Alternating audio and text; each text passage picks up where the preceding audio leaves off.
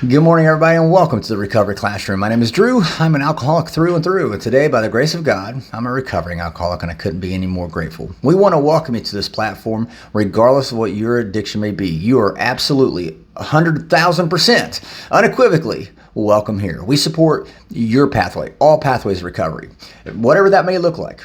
And at the end of the day, we're just here to help, and we definitely want to make sure that that pathway works for you. So, real quick, if you're local to the Huntington, West Virginia area, tomorrow night, 7 o'clock, Pea Ridge United Methodist Church, we have our crosstalk meeting. We had our very first Tuesday night crosstalk meeting just a couple nights ago, and it was a blast. We had some folks pick up chips, which is always exciting. So I want to encourage you guys to come on down and check out this crosstalk meeting. It's unlike any other meeting you've probably ever been to. And it's just a lot of fun, a lot of great dialogue. It's just a bunch of drunks and drug addicts sitting around talking shop, bullshitting, and sharing their common solutions. So I want to encourage you to come on down. If you're local to the Huntington, West Virginia area, tomorrow night, 7 o'clock. I want to talk today about problems and how problems can sometimes get in our way, or we think that they can get in our way. And what I mean by that is, they're going to come times in your sobriety, in your journey on this road to recovery, where shit pops up. My sponsor used to always tell me, he's like, I never met anybody whose life got worse when they got sober. He said, everybody that I always met before, their life got better. He said, your life got more difficult. And I tend to think he's right. But problems pop up. And it's, again, when we're working a 12-step program, any 12-step program, for me, it was AA, so I'm not trying to push anything here. But when I was working the program, I learned that the problems didn't go away, but how I dealt with them, that's what changed, right? And so, I look back today now, and I don't remember, my life is far from perfect. Promise you that. Life is far from perfect. But I'm thankful to God for the problems I've got now. And you're probably like, what in the hell? Kind of incense are they burning in here? I thank God. I'll say that again. I thank God for the problems I've got now. And I shared this a couple nights ago. All I can deal with, all I can combat or fight against is what I see directly in front of me, right? And I made this comment not too long ago. I can't see what's on the other side of this camera. I just can't. I can see the camera, I can see the lens, I can see the little countdown clock there. But that's it. I can't see what's directly behind the lens. And so when I'm faced with a problem, and that's the problem I'm seeing, I can't see what's behind that problem. All I can see is all that I can see, right? I mean, isn't that a fair assessment? We can only see what we can see. And if something's blocking our view because of a problem, we don't know what's on the other side of that problem. And yes, I have shared many a times that usually what's on the other side of that problem is God. He's back here orchestrating the chess pieces of life, so to speak. He's making miracles happen.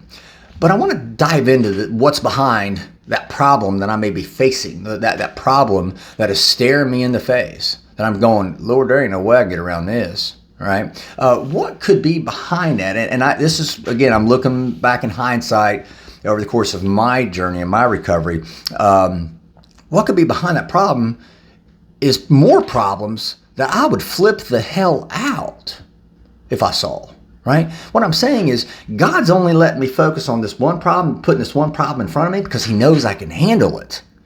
And he's doing that because maybe he's behind the scenes, as I've said before, moving mountains, cleaning up, cleaning shop, making miracles happen. He's taking care of the problems that he doesn't want me to see because he knows I would flip out. He knows I would have go into full-on nuclear meltdown mode if I saw all of the problems that he's trying to intercede on my behalf.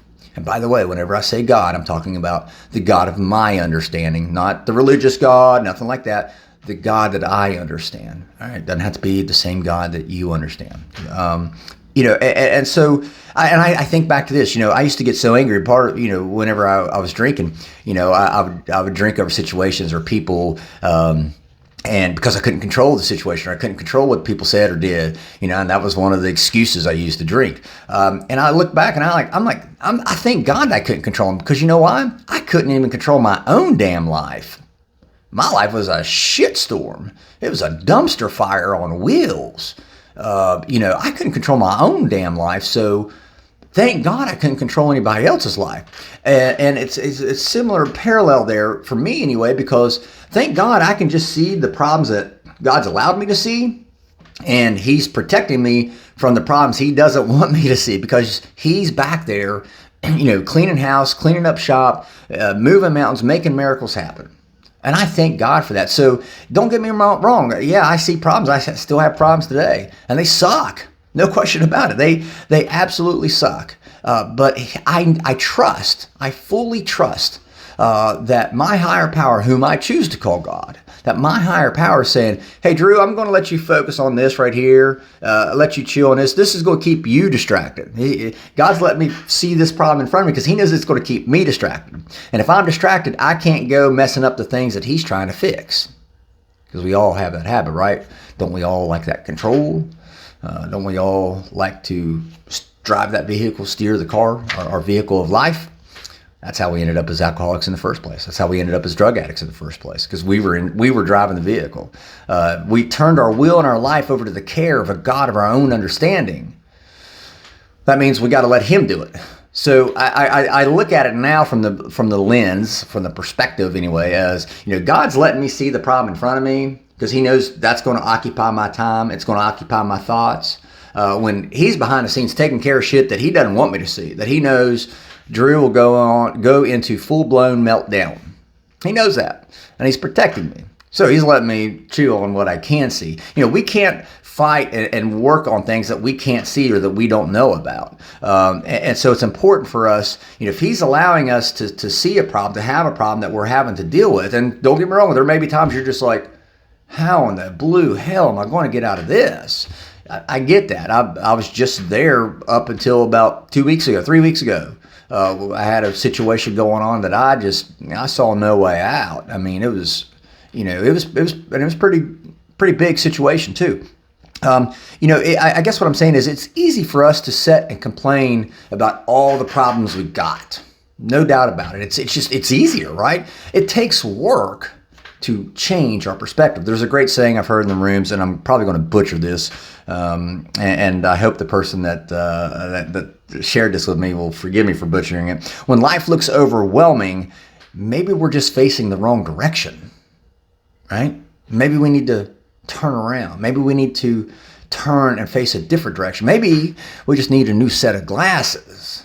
And that's what the program of action known as Alcoholics Anonymous has taught me, is that I still have problems arise in my life. Again, when I got clean and sober, I didn't sign a contract saying all my problems are going to go away. I didn't sign anything. I didn't sign no membership card, nothing like that. I didn't have the expectations that all my problems were going away. I never had those expectations. And like my sponsor says, in some cases my life got more difficult. I didn't expect my problems to go away, but I did expect that the way I could handle them would change. And that's exactly what happened to me. For me, I should say. The way in which I handle the problems that pop up today. Again, a friend of mine, he says it all the time. I've got a new set of glasses. And so I want to share that with you and reassure you and encourage you. You may be facing something right now that you're not even sure how you can get past. I've always said that's where God jumps in behind the scenes. We can't see it because we're focused here, right? That's where God jumps in behind the scenes and he starts moving those mountains. He starts making those miracles happen. He starts cleaning up the mess that we might have created.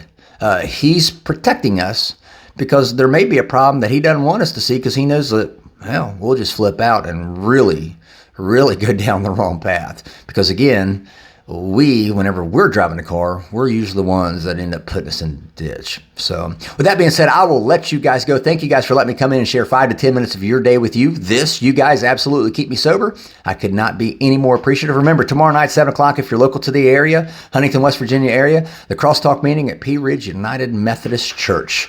I encourage you to come on down and check that out. So I'll let you guys go. Remember, guys, you can't get drunk if you don't take that first drink.